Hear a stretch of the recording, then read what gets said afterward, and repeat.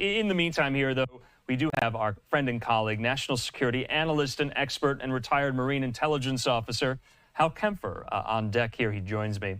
Hal, good to see you. You were so instrumental in helping us make sense of really the stunning announcement that the U.S. would take over the Gaza Strip. President Trump said that in front of Bibi Netanyahu, and now so much of this reaction is coming in today. And I'm not being glib about it, because literally you do have some Republicans in the president's party saying, make Gaza great again. What about the White House today and the press secretary at the briefing, Karoline Leavitt? Did she try to walk this back? I listened closely. I don't know if she was really walking it back. There was a lot of details to be fleshed out. I really do think that they're kind of working through the process. There were a number, I shouldn't say a number, there were a few administration officials who did seem to be kind of not reinventing it, but sort of re-describing it in some ways. And I think some of it is that after this was out there, they have to look at, basically the Geneva Convention. And if it's a forced deportation of the Palestinians out of the Gaza Strip, that could be termed ethnic cleansing under international law. And we are a signatory to the Geneva Convention. So that's where you find the language. I don't know if it's walking back. I more of what I see is trying to fit what that is. Now, temporary dislocation in order to go in and then, rebuild and everything else, you end up in this sort of gray zone. It's not entirely clear, and that does kind of open up, shall we say, an opportunity for that to happen. But if it's permanent, deportation or relocation out of there, then it would look like it's a violation of international law. Okay, I mentioned some of those Republicans who are very against this idea. That includes Rand Paul from Kentucky. He tweeted this: "The pursuit for peace should be that of the Israelis and the Palestinians." He said, "I thought we voted for America first." He says, "We have no business contemplating yet another occupation to doom our treasure and spill our soldiers' blood." So strong words from Rand Paul there. All right, we do have some of this, though, from the White House briefing today. I think it's worth rewatching. Maybe our viewers haven't seen this yet. This is how Karoline Leavitt responded to some of the questions about this idea. Let's watch.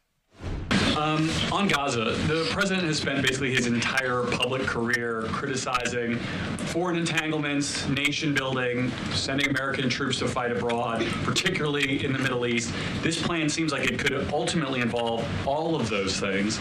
Can you explain this reversal and how building and owning Gaza squares with America First foreign policy? I would reject the premise of your question that this forces the United States to be entangled in conflicts abroad. The president has not committed to putting boots on the ground in Gaza. He has also said that the United States is not going to pay for the rebuilding of Gaza. His administration is going to work with our partners in the region to reconstruct this region. And let me just take a step back here, because this is an out-of-the-box idea. That's who President Trump is. That's why the American people elected him. And his goal is lasting peace in the Middle East for all people in the region. And as I said in my opening remarks, we've had the same people pushing the same solutions to this problem for decades. And it's been made very clear to the president that the United States needs to be involved in this rebuilding effort to ensure stability in the region for all people. But that does not mean boots on the ground in Gaza. It does not mean American taxpayers will be funding this effort. It means Donald Trump, who is the best deal maker on the planet, is going to strike a deal with our partners in the region. He did not rule out American troops in Gaza last night. Are you doing that now? I am saying that the president has not committed to that just yet. He has not made that commitment, and you know that. And on the foreign partners, the Jordanians, the Egyptians, the Saudis have already panned this plan. What foreign partners, if any, have expressed any interest in being part of it? Well, the president has said he's been socialing this idea for quite some time. He's been thinking about this. He said in his remarks last night, this was not a decision or an announcement that he takes lightly. And the president has already spoken to the President al-Sisi. In fact, that was his first foreign leader call. He's meeting with the King of Jordan, King Abdullah, next week. He spoke with the King of Bahrain. He spoke with the Crown Prince of Saudi Arabia. And he has made it very clear, he's been very vocal, that he expects our partners in the region, particularly particularly Egypt and Jordan, to accept Palestinian refugees temporarily so that we can rebuild their home. I'd like to show you some images of Gaza that were taken. Fox News aired this. I mean, that is, as they put it, an apocalyptic scene in Gaza. This is an uninhabitable place for human beings. Do you really think that families can live their dream in a region that looks like this, with no running water, no electricity? And the special envoy to the president, Steve Witkoff, recently traveled to Gaza, as you all know, and he came back with images that he showed the president of the dire situation here. And the president made this decision with a humanitarian heart for all people in the region. Caroline? Yes. The president and you here again today have made clear, given the devastation, you think Palestinians have no choice but to leave Gaza and go elsewhere. But Palestinians say this is their home. They don't want to go. The president last night said he's willing to use the military if necessary. Is the U.S. prepared to remove Palestinians from Gaza by force? The president is prepared to rebuild Gaza for Palestinians and all people in the region, peace-loving people who want real economic development and opportunity in the region. This is a region that has been controlled by Iranian-backed terrorists, Hamas, who have brutalized not just Israelis but Palestinians too. It is because of Hamas that you see those images on that screen, that Gaza has become a demolition site, because Hamas launched that brutal attack on Israel on October the 7th. And so again, I would stress, President Trump wants to ensure that this can be a place where all people can live in peace. He is a peacemaker in chief. He made that very clear in his first term. And as for how that will be accomplished, the president and his team are talking with our allies in the region to consider next steps. But should the American people be prepared to see U.S. military on the ground fighting a ground war against Hamas? Again, the president has not committed to U.S. troops in the region. But it is an option. I have said that the president has not committed to that yet. All right, back with Hal Kempfer here. That was the exchange today in the White House briefing on this very fresh, new idea, unorthodox idea, I think it's safe to say. So you had there how Caroline Leavitt essentially saying that they're not committing any U.S. troops deployed there for whatever capacity to the Gaza Strip.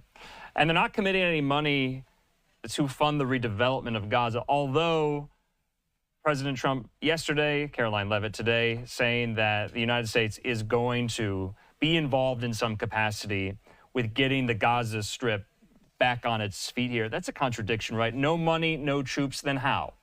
Well, first, let me just say one thing. If there was one word I would take out of everything she said, it's the word temporarily. That gets into the international law piece. If it is a relocation temporarily for the Palestinians who live there to rebuild, then there is a gray area window, if you will, under international law, that this could be done without falling under the clause of ethnic cleansing. All right, it wouldn't be a forced relocation for any other reason than that it's an inhabitable area. And I think she made that point by showing just how bad it is. No running water, buildings you can't live in. I think President Trump had brought up the lack of sanitation. All these things are very true. It is not a truly habitable area. The everything else, though, no boots on the ground. Well, yesterday, President Trump said the term ownership. Ownership implies a degree of sovereignty in the international system. I don't know how you could have ownership and not have boots on the ground. I mean, I kind of hear that. It might be an aspirational goal that maybe the Gulf states, maybe Saudi Arabia will put a lot of money in reconstruction. Maybe Israel will put a lot of money in reconstruction in, and the U.S. will just simply manage it or something. That sounds very aspirational. There's nothing right now to indicate that could possibly happen, but but the idea that we wouldn't have boots, even if it was civilian contractor boots on the ground, to rebuild it, you got to have a presence there just to simply do that. So I heard what she said, and it seemed like she was picking apart some fine points. He didn't say boots on the ground as military intervention per se. Certainly, I didn't hear him say that U.S. troops are going to force the Palestinians out. I think she's absolutely correct in that. I never heard that said. And frankly, it wasn't. I don't even know if it was directly implied by what he was saying that would ever happen. But yes, there are what appear to be some inconsistencies between yesterday and today. Yeah, I mean, Trump's language yesterday was a long-term position in Gaza. I mean, he used that phrase there. I mean, that's a real estate term, you know, you can kind of tell. I mean, he's thinking about it in those terms here. All right, we heard from Caroline Leavitt there at the White House briefing from the podium. Well, what about Secretary of State Marco Rubio? He was speaking in Guatemala today. He was asked about this idea too. We have that reaction. Let's listen. What President Trump said yesterday is an acknowledgement of the following. Gaza has been severely damaged. If you look at the aerial imagery, you see what's happening. The billions of dollars that are going to be required for reconstruction are enormous. Some areas have been rendered unlivable now and for the foreseeable future. And so what President Trump announced yesterday is the offer, the willingness of the United States to become responsible for the reconstruction of that area. And while you are rebuilding, while you're clearing debris, by the way, there are unexploded munitions. There are all kinds of Hamas weaponry still buried underground. For people to be able to live in a place safely, all of that has to be removed. It's an enormous undertaking.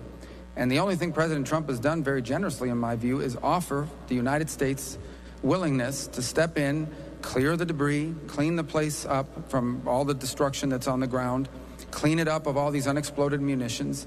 And in the meantime, the people living there will not be able, the people who call that home will not be able to live there while you have crews coming in and removing debris, while you have munitions being removed, etc. That's the offer that he's made. It's actually, he made a similar, obviously we didn't have a conflict at the time, but when in his first term, he offered a $50 billion plan to help Palestinians, which was rejected by the PA and obviously others. So in the interim, obviously, people are going to have to live somewhere while you're rebuilding it. It is akin to a natural disaster. So what he's very generously has offered is the ability of the United States to go in and help with debris removal, help with munitions removal, help with reconstruction, the rebuilding homes and businesses and things of this nature, so that then people can move back in. But in the meantime, they'll have to live somewhere. Now, the details of that, if it was accepted, would have to be worked out among multiple partner nations. It's a unique offer, you know, one that no other country in the world has stepped up and made an offer.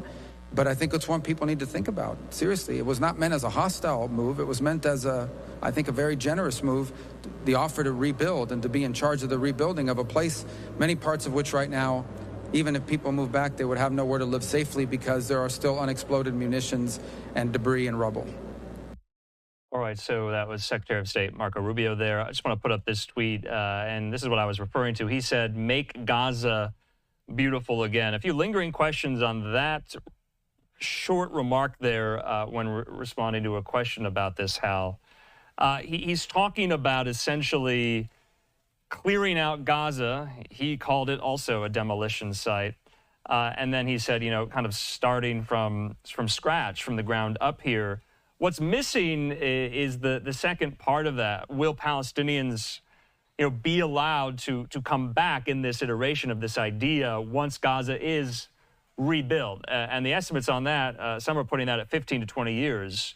And so that is very, very long term. The other thing there is Rubio's talking about who will allow this and whether or not they will give approval, a kind of this hypothetical entity. There is international bodies, there are bodies on the ground in the form of these groups who will ultimately have to decide to approve such a plan here. And you're somewhat pessimistic on that. Who are they?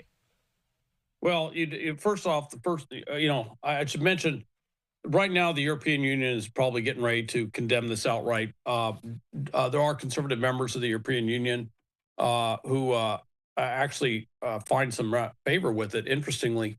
But generally speaking, institutionally, they're probably against it. However, Britain, France, I believe Germany has all come out and said no to this proposal.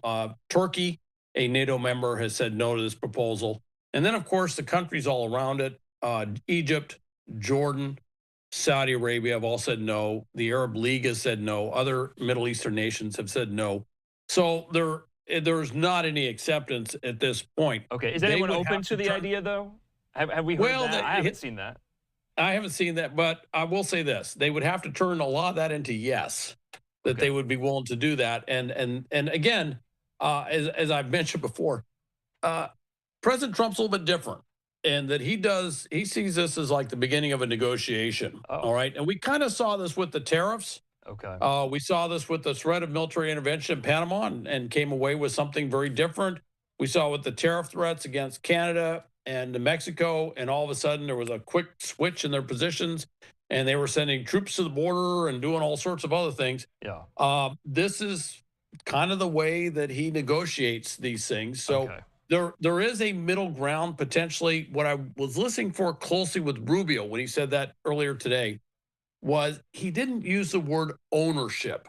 All right. And he didn't use any language that indicated the U.S. was going to take a sovereign position. That's what came out of yesterday. It looked like it was going to be a U.S. territorial possession, if you will, akin to what we saw with former Japanese empire possessions in the Pacific that we took over at the end of World War II. Today, you're hearing some walking back of that. And an interesting term he used was management of the reconstruction. Right. And that also implies maybe there would be a multinational coalition that would come in to rebuild this, which is, but that the U.S. would kind of manage it, that we would step in as a managerial thing. Yeah, I thought that was interesting. I mean, maybe this is the art of the deal.